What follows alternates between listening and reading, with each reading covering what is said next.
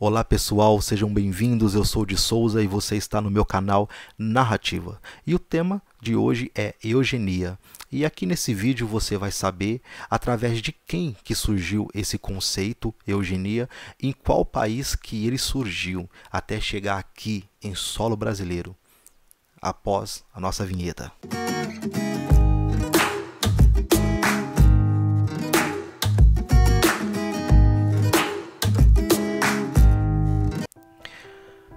Francis Galton é o nome do sujeito que criou o conceito de eugenia. E quem era Francis Galton? Era nada mais do que primo de Charles Darwin, muito conhecido.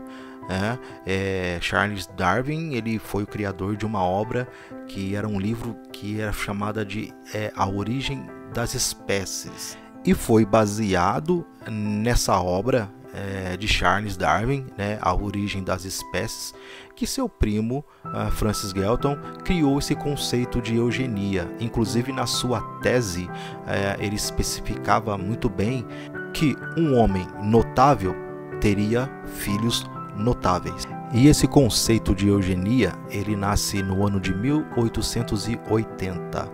E o que significa eugenia? Eugenia vem do grego, que significa boa linhagem. E Francis Galton, ele defendia que toda a condição do ser humano, ela era hereditária. Não era somente pela cor dos olhos, pelo cabelo, pela aparência, mas a sua personalidade era passada de geração para geração. E com base nesse conceito, eles separavam os melhores dos piores. Os melhores reproduziam, e os piores eram descartados. E o que muitos não sabem é que aqui no Brasil existia um grupo que tentava implantar esse conceito de eugenia, o Movimento Eugênico Brasileiro. E através de quem? Quem encabeçava tudo isso? Era um médico chamado Renato Kell. E isso ocorreu por volta de 1910 a 1930. E em 1918, Renato Kell, com a ajuda de um grupo de médicos, consegue fundar então a primeira Associação Eugênica de São Paulo. E essa associação tinha centenas de associados. E um nome muito famoso que fazia parte dessa associação eugênica, nada mais nada menos do que Monteiro Lobato.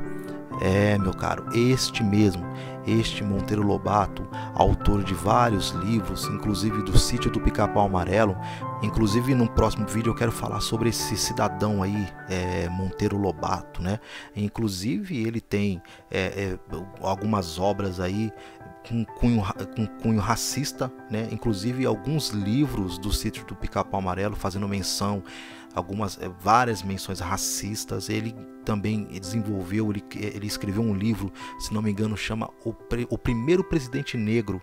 Ele tentou lançar esse livro lá nos Estados Unidos. Os Estados Unidos estavam naquele período que já tinha se encerrado a escravidão. Eles estavam lutando contra todo o preconceito, toda a segregação. E esse sujeito tentou lançar esse livro lá em solo americano. Os americanos falaram, não, aqui você não vai lançar isso não. E foi quando ele escreveu uma carta, ele tá fazendo elogios, e criticando os eugenistas daqui do Brasil, que deveriam ser como a Ku Klux Klan. Então ele alegava que precisava haver uma Ku Klux Klan aqui no solo brasileiro, E inclusive esse livro muito polêmico do presidente negro, o primeiro presidente negro, ele conseguiu lançar aqui no Brasil, mas isso é assunto para outro vídeo. E entre aí o ano de 1910 até 1930, Renato Kell lançou vários livros com a temática sobre eugenia. E inclusive eram livros que traziam um nome como Lições de Eugenia, Sexo e Civilização. E o que esse sujeito ele defendia era o que? Era a eugenia negativa. O que isso significa? Significa que a eugenia ela tinha duas vertentes. A primeira vertente era a eugenia positiva, a segunda era a eugenia negativa. E a eugenia positiva aplicava em ações para estimular uma boa reprodução, enquanto a eugenia negativa havia ações para limitar a má reprodução, é o que eles alegavam. E como se dava essas ações? Havia diversas ferramentas que eles utilizavam naquele período. Uma delas era esterilização de mulher, né, para que ela não viesse ter filhos. Havia internações em sanatórios, inclusive tudo isso que eu falei aí era de maneira compulsória, tá? Não precisava ter o ok da pessoa, era totalmente compulsório. E o que esse grupo eugenista queria aqui no Brasil era a esterilização eugênica dos degenerados, né, o controle matrimonial, reprodutivo e também a seleção racial dos imigrantes que estavam vindo para o Brasil.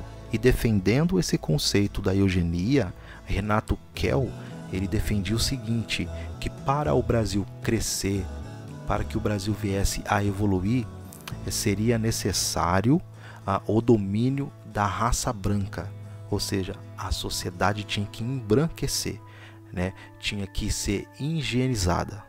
E esse grupo eugenista que existia aqui no Brasil, eles desprezavam totalmente as raízes econômicas e sociais, porque eles alegavam que existiam mais negros morando na rua, que existiam mais negros analfabetos, e existiam mais pessoas brancas e ricas. Diziam mais, né? Diziam também que o negro africano ele tinha a maior tendência para a criminalidade por conta do seu cabelo, por conta da sua boca e do seu nariz.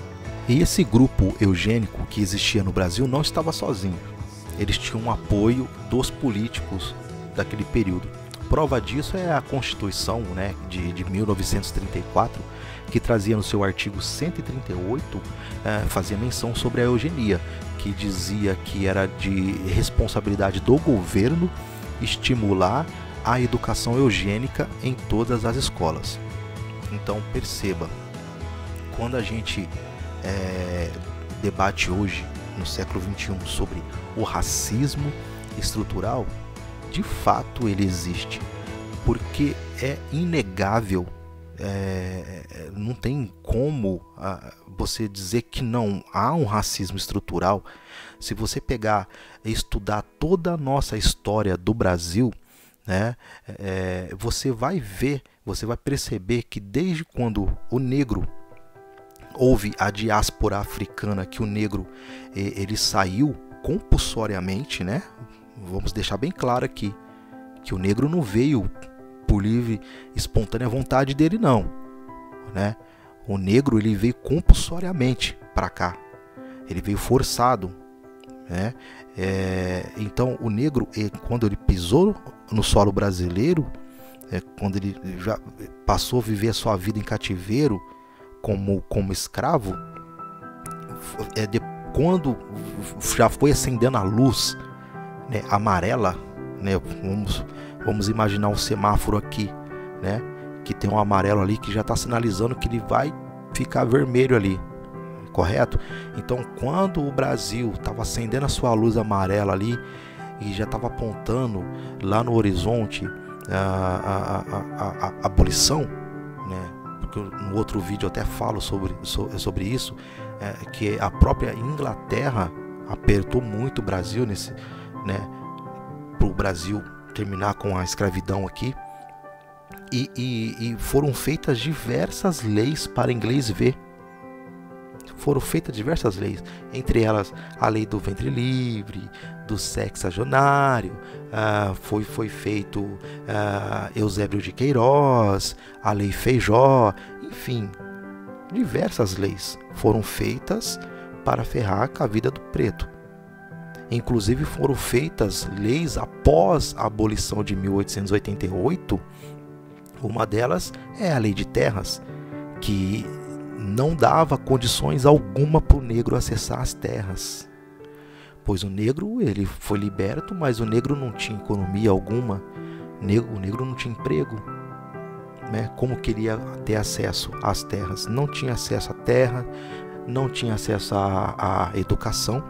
Então foram feitas diversas leis, inclusive aquela lei que eu fiz um vídeo, está aqui no canal, que fala que a primeira lei, a lei número 1, que é a lei de educação, né? Então perceba que foram fazendo leis atrás de leis, decretos atrás de decretos. E não é de se estranhar que na Constituição de 1934 houvesse um artigo como 138, que estimulava a eugenia em todas as escolas do país.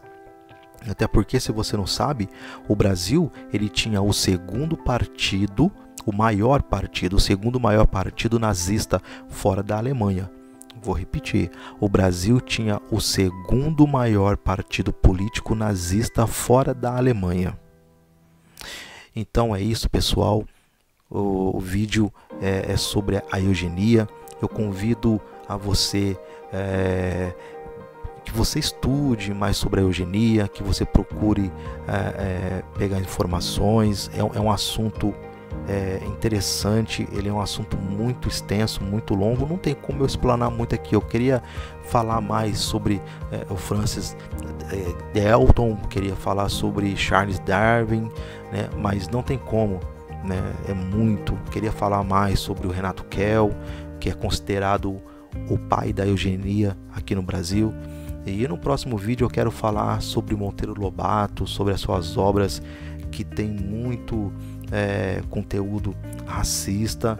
Muitas pessoas não sabem, mas tem alguns materiais dele pela internet que eu quero trazer, quero deixar aqui no canal, até para vocês estarem dando uma olhada, porque tem pessoas que não conhecem mesmo, tá? Conhecem a obra do Sítio do Pica-Pau Amarelo, mas não sabe que ele foi um cara que participou muito desse movimento eugênico aqui no Brasil, né?